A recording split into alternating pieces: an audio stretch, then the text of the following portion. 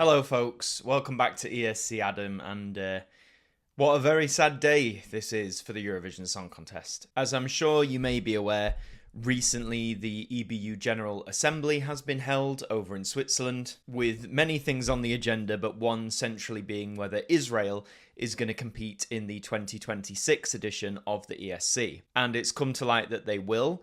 The way in which they've gone about that, I'm not quite happy with. It's all a bit sly. I'll explain in just a moment. For anyone who may not be up to speed on this situation, I'm going to put it very quickly. Obviously, since 2023, late 2023, there's been a lot of criticism towards Israel participating. This sort of came to a head in September of this year when the EBU announced there would be a vote with all its member broadcasters regarding Israel's participation in 2026. Then, a few weeks before that vote, that was then called off after the supposed ceasefire over in the Middle East. Definition of a ceasefire is very interesting considering what's still going on over there. But there was going to be this General Assembly, this mandatory meeting that happens every year. From what we understand, Spain led the charge with several other broadcasters in demanding a vote on Israeli participation. This was rejected by the EBU, and instead of the vote that was put to members was regarding the new rule changes that have come in.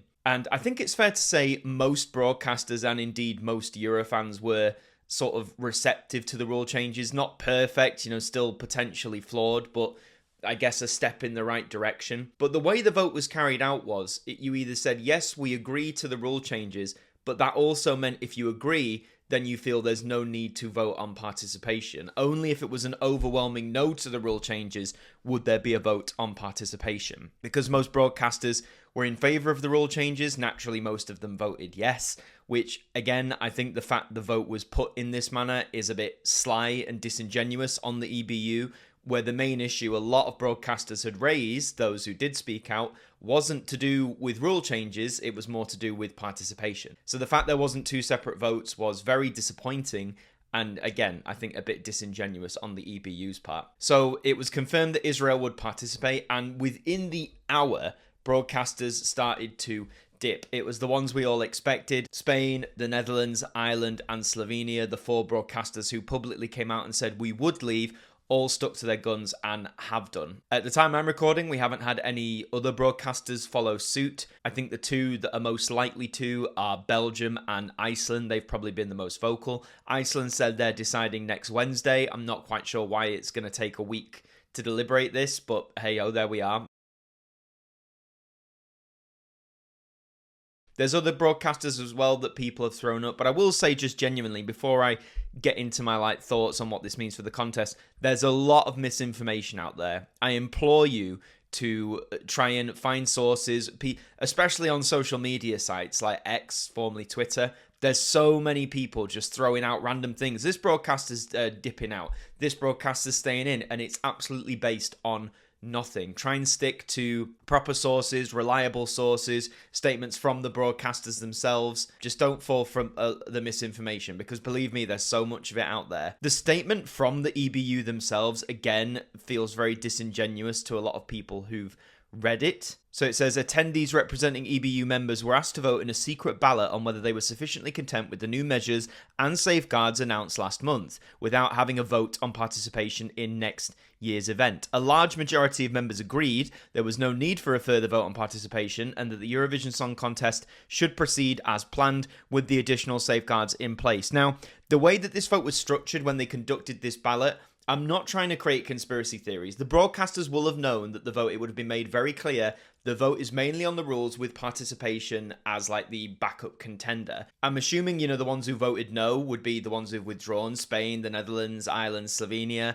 A lot of them did vote yes. I did expect a lot of broadcasters just to stick with the status quo. There are many broadcasters who don't want to be seen to take one stance or the other. That includes my broadcaster, the BBC. But it does strike me that maybe there were some other countries that were touted of having criticisms of Israeli participation in recent years who maybe somehow at the last minute have changed sides. It has been reported that members of the Israeli delegation there at the General Assembly were going round to try and basically convince people. What does this mean for the future of the Eurovision Song Contest? Well, at the moment, at the time of recording, 2026 in Vienna will go ahead. At the moment, there are 32 countries that are confirmed to participate. This is, at the moment, the lowest number in many years. Martin Green, the director of the Eurovision Song Contest, said he believed there would be 35 countries taking part. That was in an interview with SVT, the Swedish broadcaster. So that's 3 more countries left to confirm. I think it's just some of the regular ones. I don't think Armenia's confirmed yet. There might be 1 or 2 others. But even so, 35 would be the lowest number we've had since 2004, which had 36. So this would be a record low. Definitely not a good look for the 70th anniversary of this competition, particularly that one of the original 7 nations who took part in the very first ESC in 1956, that being the Netherlands, is not going to be there.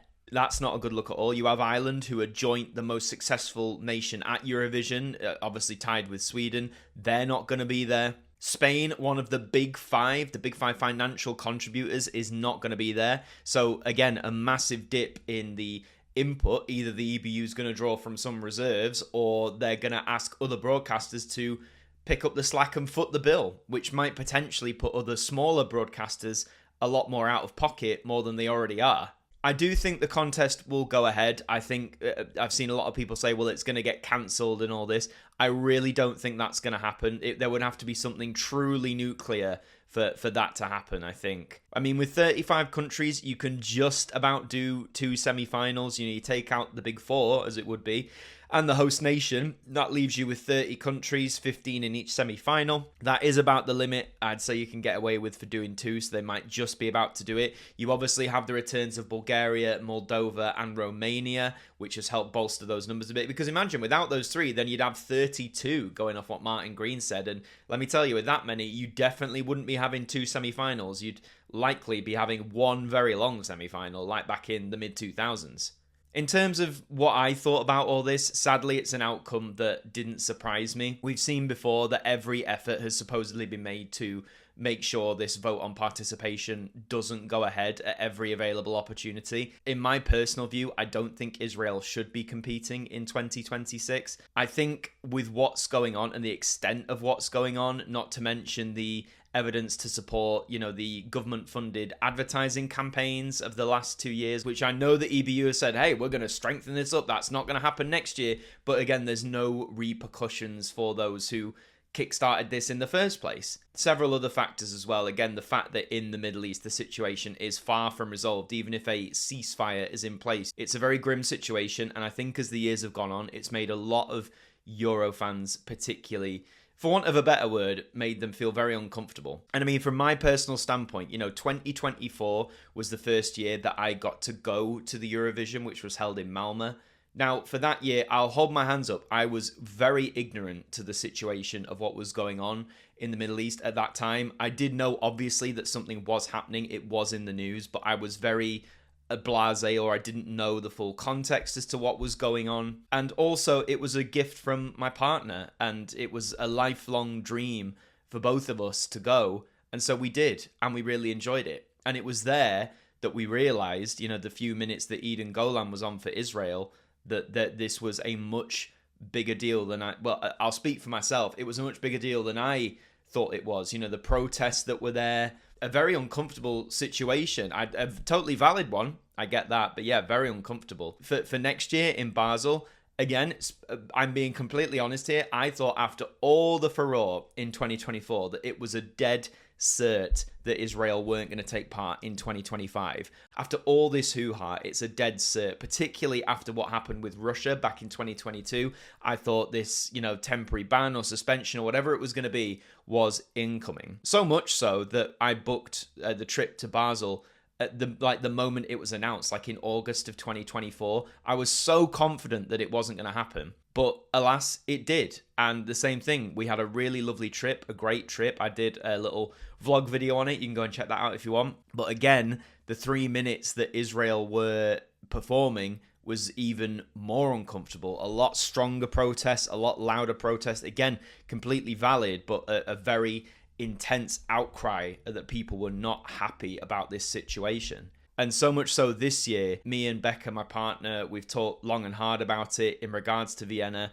And we sort of came to the conclusion, let's wait for the General Assembly, let's wait for the decision. And I think in light of this, unless things majorly change, I don't think we're going to be heading to Vienna next year. A shame for many reasons. For one, neither of us have never been, and part of the thrill, I think, of a Eurovision trip, as I'm sure you'll agree for those of you who've been, is you just get to see a new place. You get to throw yourself into that country, that city's culture, their vibe, what they've got going on. And some said to me, well, why don't you just have a holiday in Vienna? Sure, but I think doing it, especially around the time, would just feel incredibly hollow and sad and not what we want, you know? It wouldn't feel fun. At least the thing with the last 2 years, bar those 3 minutes that the Israeli act was on stage, the whole experience was a great time. I'll hold that forever. But I feel this year, with countries dipping and increased criticism, increased scrutiny, it's just not going to be the Eurovision that we'd want it to be. So yeah, a sad state of affairs. I think Eurovision will at least continue next year. We'll have to see what happens, but I think it's going to feel, the mood, at least amongst a lot of fans, is going to feel very downbeat. It's going to feel very somber. And there's going to be a lot of anger there. There's going to be so much vitriol, and I'd maybe advise, if you find it triggering or a bit too intense, then I'd stay off social media for a little while. That's probably for the best, particularly around the time. That is all for this video. Again, I mean, I'm really sorry it's been more of a downbeat one, but again, I just think this is a very sad day for the Eurovision Song Contest, a sad day for a large chunk of the community and just the future of the show. And again, the celebrations, what was meant to be the 70th celebrations, are now going to feel very dampened and dimmed by what's going on. But let me know your thoughts in the comments. As always, please keep it respectful. Like the video, subscribe as well. More stuff will be coming in the near future as the season does ramp up. I've been Adam Martin from ESC Adam. Thank you for watching, and I'll see you next time.